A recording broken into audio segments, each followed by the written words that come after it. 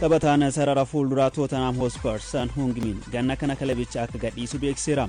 Kilaba Major League Soccer Los Angeles iddoo qubannaa isaa ni taaf eegama. Abdurrahman Amin. Son is going to steal it from Pickford. It's a gift.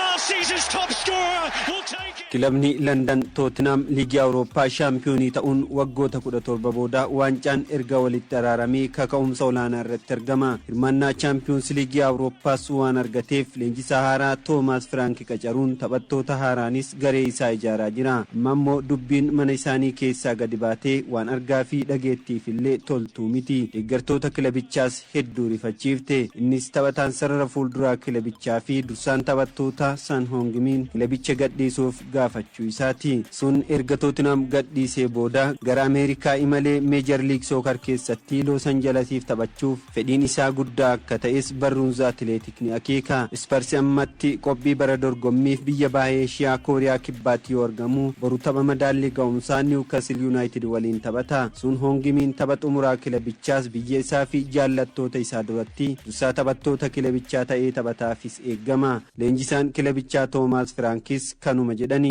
Son Heung-min bara 2015 paawundii miliyoona 22 Bayer Leverkusen irraa Spursiif erga mallatteessee waggoota 10 lakkoofsiseera. Taphoota waliigala 454 kilabichaaf taphateenis goolii 173 galcheera. Lammiin Kooriyaa kibbaa Son Heung-min bara 2023 Harikeen erga kilabicha gadhiisee booda aantummaan kilabicha tajaajilaa ture. Bara dorgommii 2024-25 sababa miidhamaatiin taphoota liigichaa 8 hin taphanne. Isa malee kilabichi hedduu rakkachaa turuun isaa ni yaadatama. Liigicha sadarkaa 17ffaan yoo xumura bara dorgommiitti gara ga'umsaatti deebi'uun karaa qaxxaamuraan Champions League Awurooppaa akka hirmaatan godheera. Innis waancaa liigii Awurooppaa akka injifatan gargaaruun gootummaa isaas agarsiisee hongee waancaa waggoota 17f kilabicha irra tures irraa kaaseera. Amma garuu nagaa dhaammachuufi. Step over goal. Spurs have struck once more, and that is special. That is brilliant from Heung-min Son. Toomaas Firaank Anjee Postecoglou bakka bu'uun leenjisaa kilabichaa erga ta'anii booda taphattoota murteessoo kilabichaa waliin yeroo baay'ee akka mari'atan dubbatu. Son Heung-min barri koo Tottenham waliinii goola bameera jedhees akka itti hime Toomaas Firaank dubbataniiru. Tottenham taphataa kana filannoo waggaa tokkoon waliigaltee isaa dheeressuu qabu sana fayyadamee yoo tursiises ga'umsa sanaan nan tajaajilu jedhee sodaataa jira. Son murtee kanaan booda yaada kenneen Tottenham keessatti hamma danda'een waan humna kootii gumaacheera. Galma barbaadus gaheera. Amma yeroon kan qormaata jireenyaa haaraa itti eegaluudha jedhe. Waggoota 10f kilabaa fi deeggartoota jaallatamoo waliin ture. Seenaa gaariis galmeessineerra jedhe. Sun dubbii kana miseensota garichaa hundatti osoo hin taane taphattoota muraasa isatti dhihaatan qofaan akka gahees atileetik gabaaseera. Tottenhamiif kabaja guddaa qaba. Kilabichis waan hedduun na gargaareera. Kun ammoo murteewwan jiruu kiyya keessatti murteesse keessaa isa ulfaataadha jedhe. Son mucaa xiqqaa waggaa 23 afaan Ingiliffaa hin beeknetu kilaba kanatti dabalame. Kilabichaa fi deeggartoonnis jaalala naaf kennanii amma nama guddaa ta'een deemaa jira. Oolmaa keessaniif galatoomaa jechuun imimmaaniin itti dubbate. Taphattoonni duraanii Tottenham Hugo Lloris fi Gareth Bale waancaa Major League Soccer injifachuun isaanii taphaticha garas akka imaluuf abdii itti horaniiru jedhame. Iddoon qubannaa Son Heung-min kana booda Los Angeles Galaxy ta'uun mala. Tottenham ammoo osoo waqtiin jijjiirraa ganna kanaa hin goolabamin taphataa muuxannoo qabu bakka isaa buusuudhaaf barbaadaa jira.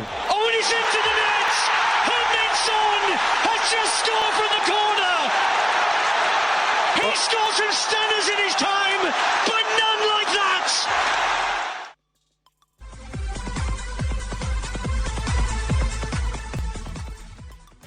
Benjamin Sheshkon Manchester United jala Newcastle United filate jedhame. Kilaboonni Premier League lamaan Manchester United fi Newcastle United ganna kana taphataa sarara fuuldura RB Leipzig Benjamin Sheshkon mallatteessifachuu barbaadu. Akka gabaasa Slovenia argame ibsutti Benjamin Sheshkon Manchester United jala Newcastle United filannoo isaa godhachuun gabaafame. Kilaboonni lamaan bakka bu'aa Benjamin Sheshkon waliin yoo mari'atan taphaticha RB Leipzig waliin waliigaltee piroojeektii isaa qubsuu filachuu qaba jedhe. Kilabiin taphataa kana mallatteessifachuu barbaade paawundii miliyoona 70 fi adeemsa keessa kan kaffalamu mallaqa dabalataa kaffaluufis ni dirqama jedhamee jira. Benjamin Sheshkon waggoota lamaan darbee taphoota 87 RB Leipzig taphatee gooliiwwan 39 galcheera. leenjisaa Manchester United Ruben Amorim taphataa umrii 22 Benjamin Sesko mallatteessifachuu qofaan gareen isaanii guutuu waan hin taaneef taphattoota lama dabalata mallatteessifachuu akka barbaadanis ibsanii jiru. Bakka Andree Onana buusuuf Gianluigi Donnarumma barbaadaa kan jiru United kun milkoofni taanaan karra eegaa Antwerp Sané Lamens mallatteessifachuuf maqaan isa waliin ka'uurratti argama.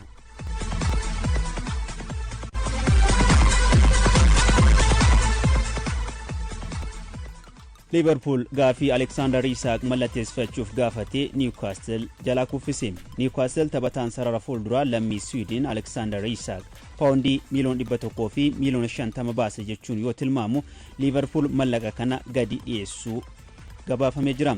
Liverpool Alexander Isak mallatteessifachuuf paawundii $100 fi $20 adeemsa keessaa kan kaffalamuun dhiyeessuun ni yaadatama.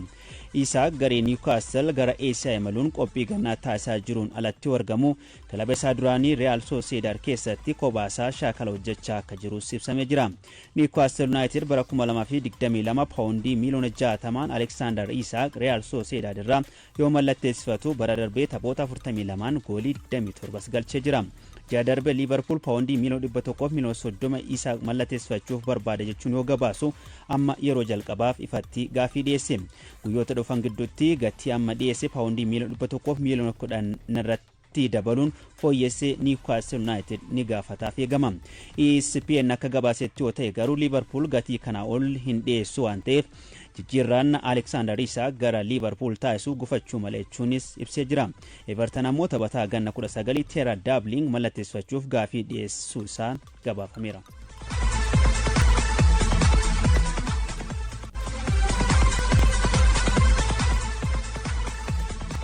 Arsenal taphataa sarara fuulduraa Victor Okoresh mallatteessifatus rakkoon carraa goolii uumuu yeroo gabaabaa keessatti furama jedhamee hin eegamu. Xiinxalaa oduu kanaa Abdurrahman Amin akka ittaanutti qindeesseera. Here's Odegaard exchanging passes with Rice and now Marino.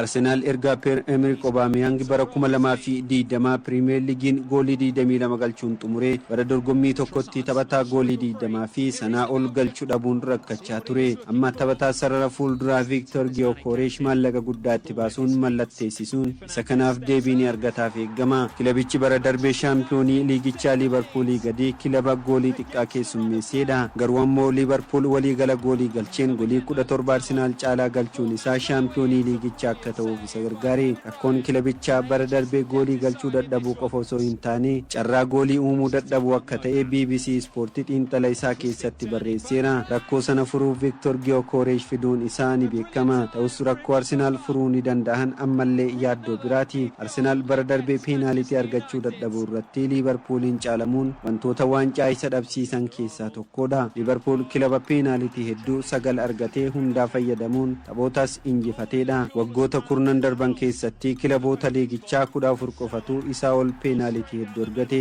Arsenal bara darbee peenaalitii 2 qofa yoo argatu kun ammoo seenaa liigichaatiin waan hin barataminidha. Kanaanis kilaba peenaalitii malee qabxii hedduu walitti qabate yoo ta'u seenaa bara dorgommii 2015-16 ofumaa isaa hojjetee irra deebiin qooddate. Bara 2015-16 shaampiyoonii liigichaa kan ta'e Leicester Cityin peenaalitii 13 yoo argatu lammaffaan kan xumure Arsenal 2 qofa.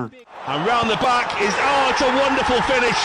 What a start for Liverpool. Walumaa galatti Premier Leagueidhaan bara darbee rukuttaan peenaalitii dhibbintaan 83 galaniiru. Rukuttaa peenaalitiin alaa gara gooliitti kan yaalaman keessaa ammoo harka 11 qofatu gale. Kunis dandeettiin taphattoonni sarara fuulduraa liigichaa kubbaa goolii ta'uu fayyadamuu isaanii gadi aanaa ta'uu isaa akeeka jedhame. Liverpoolii fi Arsenal bara darbee yoo waliin madaalchisnu kubbaa peenaalitii alaa fayyadamuu irratti Arsenal fooyyee qaba. Ta'us Liverpool goolii peenaalitiin galche irraa qabxii 11 yoo argatu Arsenal tokkollee hin arganne. Arsenal tapha goolii 5 fi 2 West Ham United injifate irratti peenaalitii 2 galchus baay'ina goolii dabalachuu irraa kanaafee qabxii hin jijjiirre. Gareen Mikel Arteta leenjii Arsenal kubbaawwan sarara peenaalitii keessatti argatee qulqullinaan fayyadamuu dhabuun wantoota gatii isa kaffalchiisaa ture biraati. Taphoota liigichaa 38 Liverpool carraa goolii uumuun yeroo 95 kubbaa kallattiin gara gooliitti yoo yaalu tapha tokkoon 2.5 akka yaaluuti. Yaaliiwwan kana qulqullinaan fayyadamuu irrattis Arsenaal caalaa fooyyee qaba. Dabalataan kubbaawwan Arsenaal gara gooliitti yaales kilaboota waancaa morkataa turan biroo waliin yoo wal bira qabamuu baay'ee xiqqaadha. Rakkoon guddaan kilabichaa carraa argatee fayyadamuu qofa osoo hin taane carraa kubbaa goolii ta'an uumuu yookaan mijeessuu dhabuus akka ta'e BBC Sport ragaa waliin qindeessina. Oduun gaariin amma Arsenaaliif taphataa dandeettii kubbaa gara gooliitti jijjiiruu qabu Victor Gyökeres argachuu isaati. Gyökeres carraa Arsenaal uume xumuruu irratti taphataa daran isaan gargaaruu danda'udha. Rakkoo carraa goolii baay'inaan uumuu kilabichaas furuun hojii guddaa taphaticha eeggatu biraati. Taphatichi bara darbee Sporting Lisboniif daqiiqaa 90 keessatti giddu galeessaan kubbaa 4.5 yaaluun taphattoota sarara fuulduraa Arsenaal dachaa hedduun caala. Lakkoofsi taphataan sarara fuulduraa tokko kubbaa gara gooliitti yaaluu ga'umsa taphattoota isa duuba jiranii irratti hundaa'us ga'umsi dhuunfaa isaa fi iddoo qabannaan isaas murteessaadha. Gyökeres ammoo taphataa gama kanaan komatamuu miti. Liigii haaraa keessatti qormaata jiran bira darbee ga'umsa sanaan itti fufaan ammoo fuulduratti deebii argata.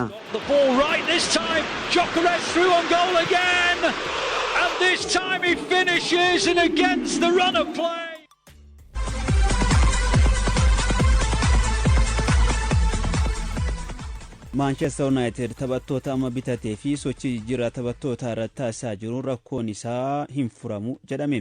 Abubakar Abdallah Manchester United rakkinoota isaatii wal qabatee wanti hin dalee qaba.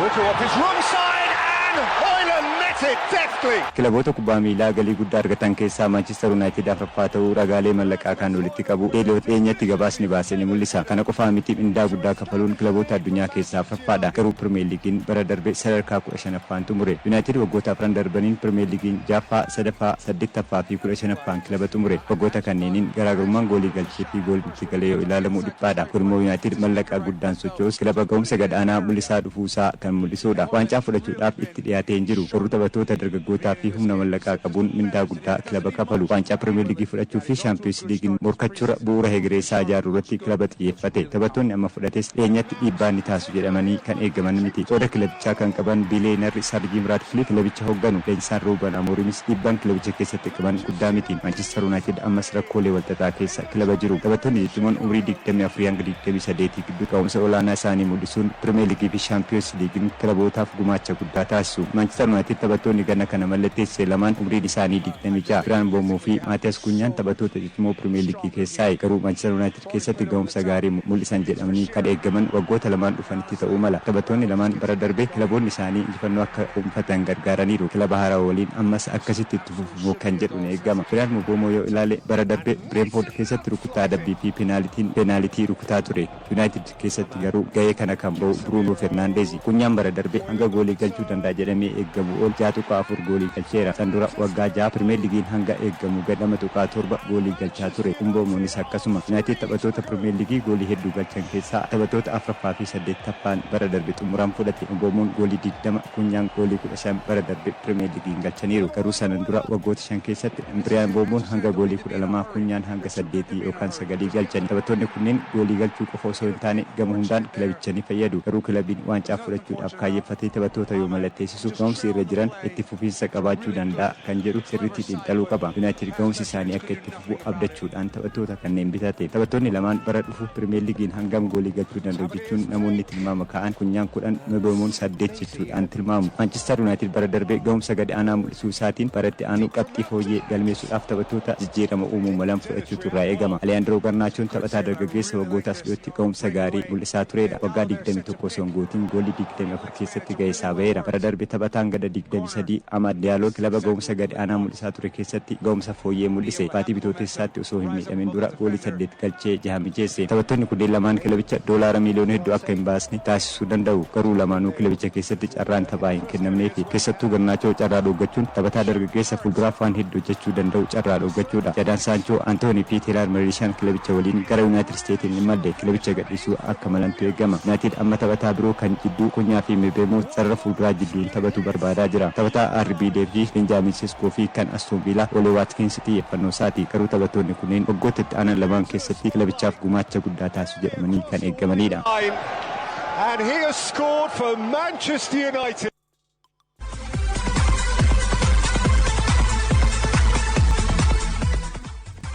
Premier League England kilaboota hirmaatan gara 18tti akka hin hir'isne foomseera.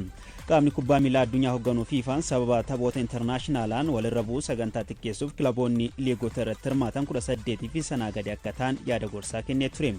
Ta'us hojii gaggeessaan olaanaan Premier League England Richard Masters kilaboonni Premier League hirmaatan 20 irraa gara 18tti akka gadi hin buune ibsaniiru. Dorgommiileen jajjaboon hagayya 15 yoo eegalan waanjaan kilaboota addunyaa Ameerikaatti dorgomaa ture ji'a darbee erga xumurame turtii ji'a tokkootiin booda ta'uu isaati. Liigiin France bara dorgommii 2023-24 irraa eegaluun kilaboota hirmaatan 20 irraa gara 18tti hir'isuun ni yaadatama. Erga bara 1994 Premier Leaguein kilaboota 20 gidduutti bara dorgommii tokkoon taphoota 380 yoo keessummeessu Richard Masters kana caalaa Premier Leaguein addunyaa guutuu irratti akka jaallatamu hojjechuu malee hir'isuudhaaf fedhii hin qabnu jedhani. Chelsea fi Manchester Cityn barfatanii taphoota Premier League eegaluuf gaafatanis fudhatama dhabeera. Chelsea MetLife irratti erga Paris Saint-Germain injifatee torbee shaniin booda Crystal Palace waliin Premier Leagueidhaan taphata. Premier League England hagayya 15 eegalu Liverpool, Bournemouth akkasuma dorgommiiwwan Manchester United fi Arsenal gidduutti torbee jalqabaatiin geggeeffaman ni eegamu.